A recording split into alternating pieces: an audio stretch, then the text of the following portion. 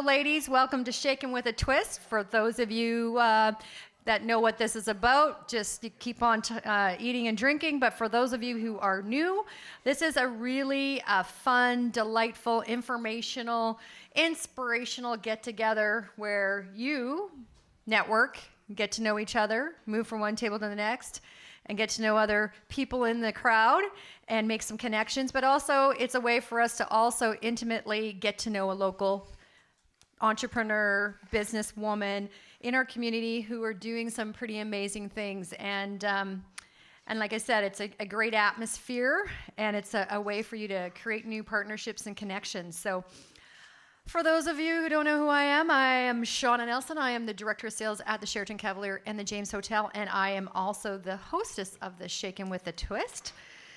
So tonight we are truly going to get twisted. Like, this is a double twist going on right now. I am with Angelica. I said that right. Now I'm going to Ange. I'm calling you Ange. Now I know you. I'm calling you Ange. Angelica Fehr. She's the owner of Twisted Goods. Like, how could this show was made for you?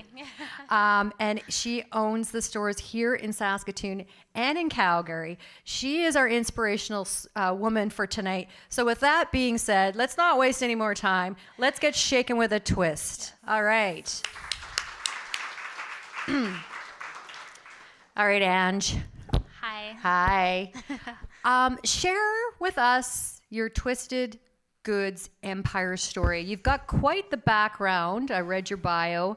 And from theology to being the queen of knickknacks. And I mean that in a good way. This is a great story. I started telling you all this. This is a great place when I want to buy an interesting, unique kind of gift. I know I'm good to get something out of Twisted Goods. So tell us a little bit about your story. Okay, I'll try to keep it brief. No, Carrie, we got lots of time. Okay, just down to an hour. So, just kidding. So, I never thought that I would be a business owner, honestly. I started out studying theology and counseling and thinking that I would probably go into a field of actually, I had fully applied for like a juvenile delinquent counselor program, so completely different from everything I'm doing now. But I had this epiphany moment when my twin sister had said to me one night, we were just having coffee, and she was like, I don't think you want to do any of the things that you're on the road to do. I think you should just leave all that and pursue like a more creative field. And it really struck a chord with me, and I was like, well, okay then. So I decided to go to design school, which brought me to Saskatoon. And from there, I decided that I really wanted to do something in the creative field, but also in business. And so my plan was to actually become a buyer for a fashion company. And so I started working for as many local businesses as I could. And I had amazing opportunities here in Saskatoon to work for places like F2 Jock and Sonar, and Swimwear, etc., which is no longer anymore, but were some really great Canadian companies, and I didn't realize at the time how valuable that experience was working for companies that were Canadian-based and even based here in Saskatoon. I really got to see a lot of the back end and experience a lot of things that you don't necessarily get working for a larger company or a place where you're not getting to interact with the people who are making the decisions and calling the shots and making it all happen. So that was really awesome. I took a position with Twisted Goods, which I did not found. The company was founded in 2001 by an amazing woman named Sheshi Bell. And Lawson Heights was the first Twisted Goods ever, which is awesome, I think. So she started the company then. She was a university student when she got the idea for Twisted Goods.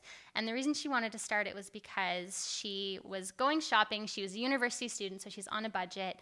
But she found that if there's really fun, unique stuff that she found, it was always at places that she couldn't afford or didn't feel like she was welcome at. And if she found places that she could afford, it was run-of-the-mill, ho-hum, not unique, not fun, not Canadian-made, not special. And so she's like, there's got to be a space where you can have really fun, unique things, Canadian-made, really exciting gifts, little things to treat yourself, but somewhere that's accessible for everyone. Somewhere that everyone feels welcome, and there's a price point for anyone who wants to come in and treat themselves. So that's how she started Twisted Goods, which really I loved when I joined the company. I thought that Twisted Goods would be a pit stop for me because I joined the company on a maternity leave position that someone had left, and I was like, okay, well, I'll go. I'll get some more management experience. I'll get some more Canadian business-owned experience and then move on. Obviously, I never moved on. Immediately fell so in love with the company, and thankfully they liked me too, so they let me stay on. And so I would have started working for Twisted Goods in about 2007. And it was just an amazing journey of working my way up in the company until I moved to Calgary to work at the head office.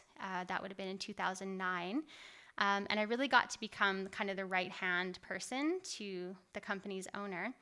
And in 2011, I had just turned 27, and she called me into her office one day and said, I know you love Saskatoon, so I want to tell you that I'm selling the Saskatoon stores. She had decided that she had some other business ideas she wanted to pursue and just didn't want to, kind of be tied down to another province anymore. So I was like, okay. And then I walked out of her office thinking in my head, like, there's no possible way that I could be a business owner. It's just not who I am. It wasn't in my plans. I don't know how I would ever do it. And then I couldn't sleep for about 2 weeks. And I thought, I have to do this. I have to do this. And I'd always wanted to move back to Saskatoon. It's home to me, and it's a city that I love. And Calgary is awesome, but I'd really moved there knowing that it was temporary to get experience and hopefully come back here. So I said yes. And then from there on out, it's been amazing having the 2 Saskatoon stores since 2012. And then in an exciting turn of events, we were able to acquire the rest of the company last year, July last year. It's been almost 1 year since we were able to buy out the whole rest of the company. So that was kind of a long version, but that's how Twisted Goods started, and that's how I came to own it. So, yeah, wow. Thank you. So you have how many stores do you have in Saskatoon? We have 2 stores here in Saskatoon, 2 in Calgary, and we just launched our online store last month. Okay. So, yeah. Mm-hmm. And so you have the website, and Yes. you go on, and basically the products that you sell are also online? Yes, delivery, they are. all that comes to your door? Yes. Fantastic. Now we're still building it, so I know when you come into the physical Twisted Goods stores, you can pick from like 5,000 things. Online, you can pick from about 100 or so right now, but we're slowly building it up to the same level that the stores are at. And how many stores in Calgary? 2. 2, and your head office is Here in Oh, so Saskatoon. you moved it to Yes, Saskatoon now. I failed to mention that, but that was one of the most exciting things for me about owning the Calgary stores was that we got to move the head office to Saskatchewan, which there's not a lot of space here right now for retail business head offices, and I think that's slowly changing. But it was exciting for me because part of the reason I wanted to move to Calgary and work for the head office was because I was looking for upper-level retail jobs here. I wanted to be a buyer. I wanted to be a merchandiser, and there was no jobs here. And I was like, it's time to create some of those jobs here in Saskatoon, and we're really excited to be a part of that.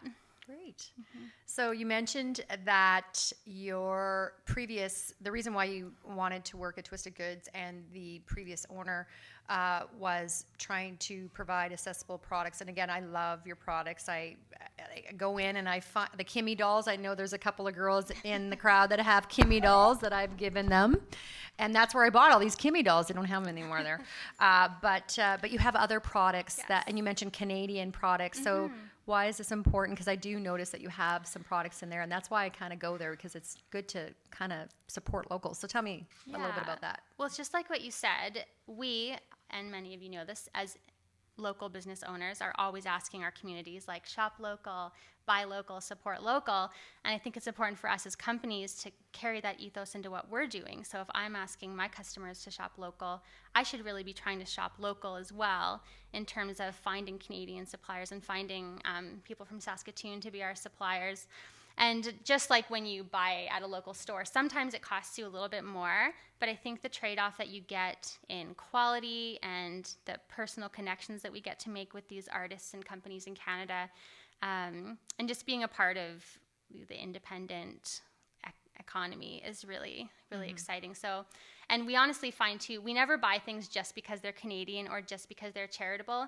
We try to find that sweet spot where I look at something and I'm like, I want this anyway. Like, this is amazing. And there are so many lines out there in Canada that already hit that spot of I want this, and it's just a great bonus that it's Canadian. So we really try to go there with our stuff as well. Yeah, no, good. I know Matt Nat, you have Yes. those purses there. I think you were the first, that's the only place I could find a Matt Nat purse, which has a really good story behind it. Yes, Shashi would have been the one to bring Matt and Nat on way back when we first launched the company. And it's such an exciting line, one of those great examples of a company that you just want already because it's beautiful and awesome, but it's also Canadian designed. It's also eco and animal friendly. It's got all these other great components to it. And that's something that we love. Things that are eco-friendly and charitable, just because that whole idea of giving gifts, which we are a gift store, really carries into, we've got some amazing lines that some of you might have heard of, like the Giving Keys or Swell water bottles, or the Lakai bracelets, where it's something so beautiful and you want to wear it and you want to have it, but then not only are you giving something to yourself or to a friend, but then automatically those companies are giving proceeds to amazing charitable organizations. So you're really like a double whammy with the giving. You get to give yourself something, and then you get to give to somebody else as well. And that's just a fun part of what we get to do. So you kind of fell into this a little bit, right? Very much so. You know, so at 27, here you go. Here's an opportunity. 2 weeks of no sleep as to whether you should do this or not.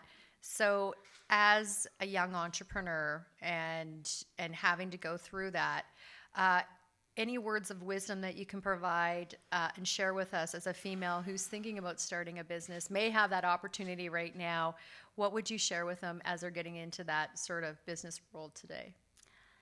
Such a tough question. I feel like it's hard because I'm like, don't give the wrong answer. Like, don't screw up some poor woman's life. Well, I think that one important piece of advice, which I give this advice where I didn't take this advice. I was exactly how you said. I really stumbled and fell into what I was doing and was fortunate that it all came together.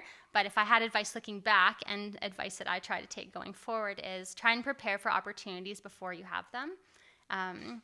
So, you know, if you have that passion for business, start looking at funding opportunities now, start saving money now, start making decisions now that will put you in a position so that when the opportunity comes, you're ready to take it. Because I know so many women and men as well who have amazing opportunities come up, but they haven't necessarily prepared, and so they feel like they have to say no, or they're not prepared to take on the things that are put in front of them. And so I think that's one piece of advice I would say for sure. Besides that, read books. read. I think that the best offense is a good defense. And some of you may know, especially if you're women, that when you're a woman, the business world can be an interesting place in terms of people's opinion on what you know and what you don't know and how capable you are. And so I think when it comes to that, rather than kind of being jaded about it or being angry about it, just knowing your stuff and being able to make confident decisions regardless of what anyone else's opinion is really valuable.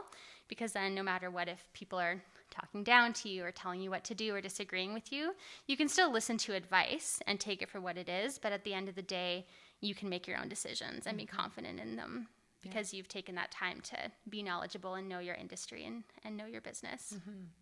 Or you just hit them over the head with the book. Yeah, that too. So you talked about your plan. You know, 2012 you took Saskatoon over, and then 15 you took over Calgary, right. moved head office. Now you're online. What is the next 5-year plan for you? What do you see for yourself, your company? You talked about being ready for the next opportunity. So what is that looking like for you? Yes. Well, I totally believe in planning ahead, obviously, and the 5-year plan thing is awesome. I also believe that plans should always be somewhat fluid in relation to the opportunities and surprises that kind of come your way. I think there's been lots of times where I've had a set path in my mind, and then a detour opportunity has popped up, and it's been the right way to go. So I think it's important that we stay flexible and, open to different things. But I would say, as far as Twisted Goods goes, I would love to see it become a national company. I would love for us to have stores across Canada and to see what that looks like, and really to grow our online business and our online presence, because it's such a great opportunity. And obviously the fact that we launched our e-store in 2015 means that we're 10 years behind the times on that. But we're excited that we've done it. And so I think there's a lot of unexplored opportunities that are waiting for us. And one thing I'm really passionate about is job creation, and so creating more jobs across Canada would just be a really great honor for us to be a part of as well. Good. So I always end the question, the serious question side of things here, with always sharing with our group here who has been a mentor and inspiration to you, whether it's through business, personal, that type of thing. Who has been that person? It's hard to say just one person. You can say more than one. There's it takes a village. Yeah. To raise an entrepreneur, I feel. Right now, I'll say two, I guess. The first one is a group, which is the team I have around me at Twisted Goods. Specifically, my head office team. I am surrounded by amazing women who I feel could do a much better job than I do. Actually, one of them's here, Lindsay. She's shaking her head. She doesn't want to be pointed out.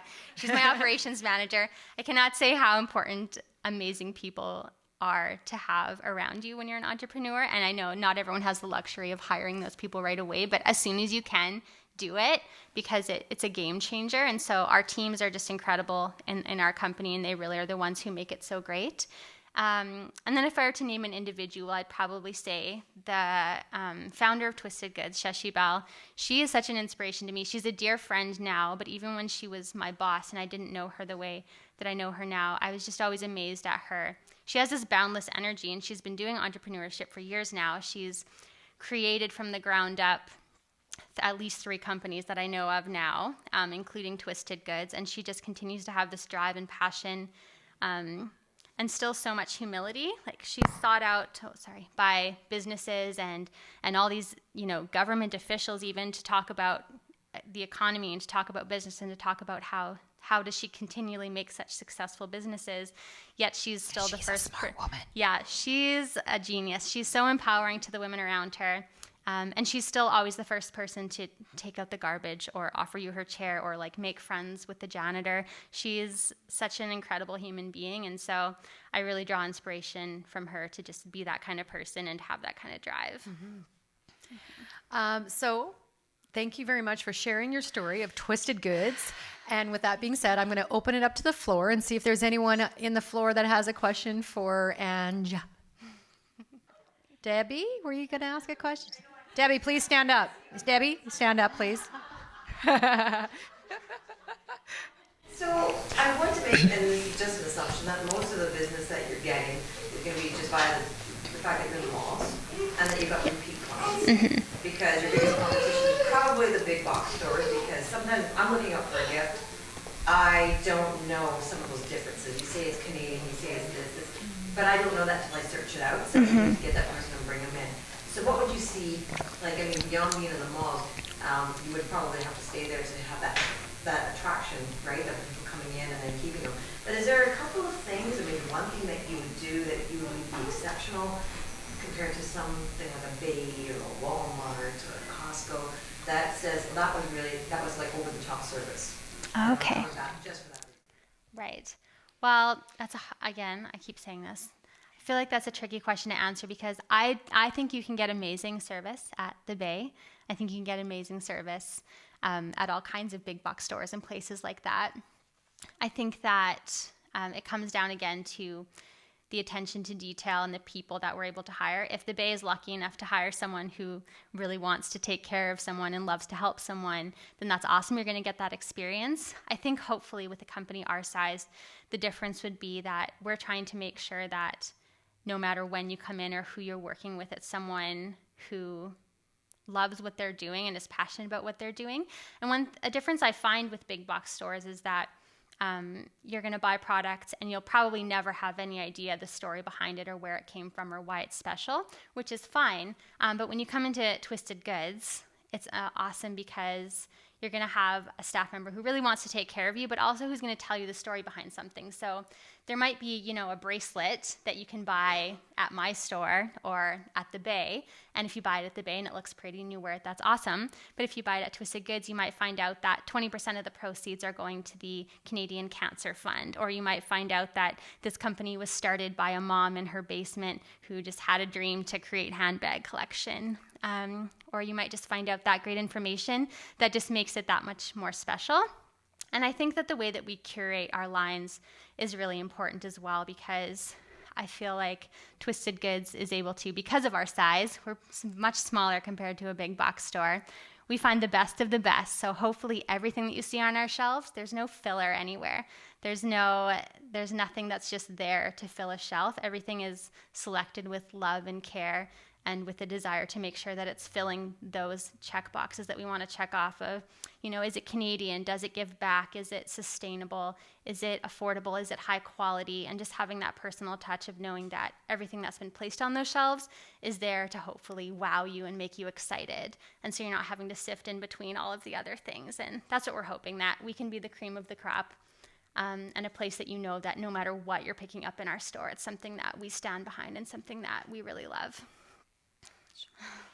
I do go in your store. It's like Walmart, though. I walk in, like I only have one thing that I need, and then I go in there, and it's like, oh, look at all these fun cards and these napkins, and they got funny sayings on them, and and then I come out with all these things. So, with that being said, we're gonna get to the fun round. This is the speed round, and this is where we really get to know Ange. Beware. So, this is the 7 revelations with Ange. Number 1, what is one item on your bucket list that you'd like to accomplish? I don't know if this is an accomplishment, but I really want to go to New York for Christmas time, which probably doesn't seem like a big deal, but when you work in the retail industry, leaving during Christmas is an impossibility. So someday I will be in New York for Christmas time and go skating in front of the big Christmas tree and all those things. Good one. This will not be that year, but some year. So for a place that, and I hope you don't, I don't think I'm disrespecting when I say knickknacks, because you do have a lot of these things, right? And I call them, my husband calls them knickknacks. They're on everywhere in the house. So anyways, what do you collect? What do I collect? I don't collect knickknacks. I'll just have an aside and say the word knickknacks bugs me when people talk, and I don't get offended, but I would never refer to our store as knickknacks, because I picture knickknacks as like silly things that like sit on your shelf and do nothing and collect dust. And one thing that we love, yours doesn't. No, yes, they don't. No. We're like, yes, it's pretty, yes, it's sentimental, but it has to be like useful. It has to serve a purpose and be functional, and that's a big thing of what we do. But yes, as far as what I collect notes from people. I think I have notes going back from like grade 8 of just notes people have written me, whether it's like, I like this boy, or here's a card for your birthday. I really love keeping things that people have written to me. And then as far as things, I love mugs. If you go into Twisted Goods, it's like Mugtopia, and that's a product of my inability to not buy every cute mug there is. You talked about living in Calgary and then coming back to Saskatoon because you love Saskatoon. So why is it great to live here in Saskatoon, Saskatchewan? The people are just great, obviously. But as a business person, I think it's really great because, and I know this won't last forever, I think now is like a really magical time in Saskatoon where we're big enough that there's become a great pool of creative talent and business minds and education opportunities, but we're small enough that there's still all this open space and untapped potential for business owners to, try these new ideas and do things that might be really saturated in other cities, but there's so much space for them here. And I think too, there's a lot of great young and older people who are excited about business in Saskatoon, and there's things like the Chamber of Commerce and like Women Entrepreneurs, which I'm actually got to partner with them this last year, and it's been absolutely incredible. But there's so many people who are cheering the business industry on here, and the young business community and the entrepreneurial business community. So I feel like it's really a time right now where people could show up here and really run with so many ideas. So that's right now, and I think that'll last a little while longer, but not forever. We know as Saskatoon grows, we're gonna have to move on to those next stages of being a city. Get up earlier, 15 minutes earlier to get to work, right? Yeah. My always go-to when I get invited to a dinner party or some event is like, just grab a bottle of wine out of my stash and take it with me. But what is what idea or what's your favorite giveaway when you go to a dinner party or invited somewhere? What's a favorite gift that you can give us as an idea? Well, I think the bottle of wine is a great idea. And one thing we love doing actually at the store is giving something that you can give with a bottle of wine, because we know really there's not a whole lot you can beat than a bottle of wine, right? Like there's not a whole lot of better ideas. Especially if it comes from Yeah, Peller especially Estates. this one. Conviction. But if you can do something to add to it and make it special, that's what we really love. So we have got all these super cute wine accessories and things you can add to wine bottles. And my favorite right now is wine glass writers. Has anyone gotten these yet? They're these little like pens that you can write on your wine glasses with, and they're washable, and you can write on highball glasses, and you can write on your plate, and you can write on everything. It's like the and silo cups, like you could rip them off and you could scratch your name on it. Now you can do that. exactly. Yeah. And there's cute colors, and you can write funny words or whatever, and it replaces all the other little things that you might have to use, like the things diva. that yeah, exactly. Like your nicknames. So I love the wine glass writers. They're so fun to give with a bottle of wine, and you could write on the bottle of wine too before you give them. I think it's like a genius product. That's been one of my favorite things we found. All right, I'm going there. You talked about reading books. What's the last book you read? I just finished a month ago Good to Great by Jim Collins. And I know I'm like so late to the game on this. That I'm was sure a hard one everyone to in this room has read. probably read it. Oh my God, that was a long time. I had never heard of it. My mentor, Shashi, recommended it to me, and I was like, sure, okay. And then it totally blew my mind, blew me away, and I had to go back and read it a second time. What? I know. I just skimming I through, couldn't but get through half of it. I got the Cole's Notes version of it. But it is a good message. Oh my I gosh. agree. I feel like I've got like 7 years worth of things to implement after reading that book, but I would definitely recommend it. I might have to reread it. Try to reread it. Pet peeve. You're so polite and so I can't, but do you have a pet peeve?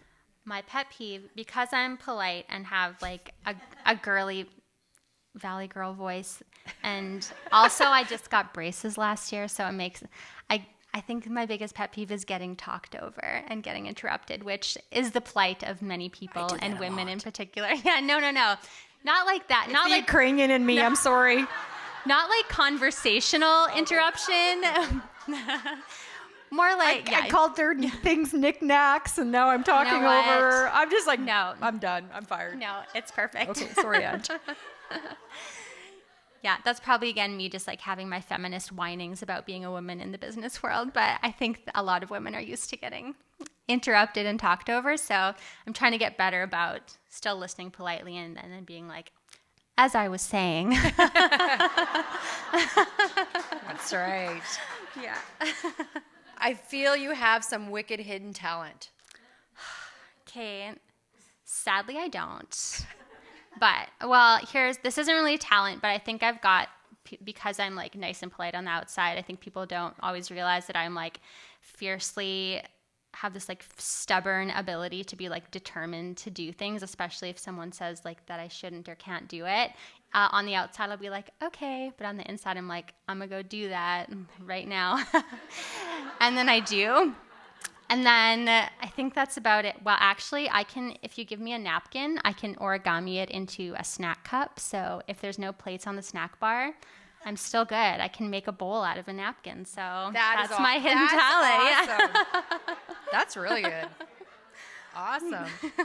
Well, with that being said, I just want to say you were an awesome inspiration to all of us today. And with that being said, we do have a little tiny gift here behind you. Oh. So nice. Cupcake, champagne. My favorite. Yeah. Yes. So Oh thank my you very gosh. much. So everybody Thank give a you. round of applause for Angelica Fehr. Thank you so much. Such an honor to be here. Thank you.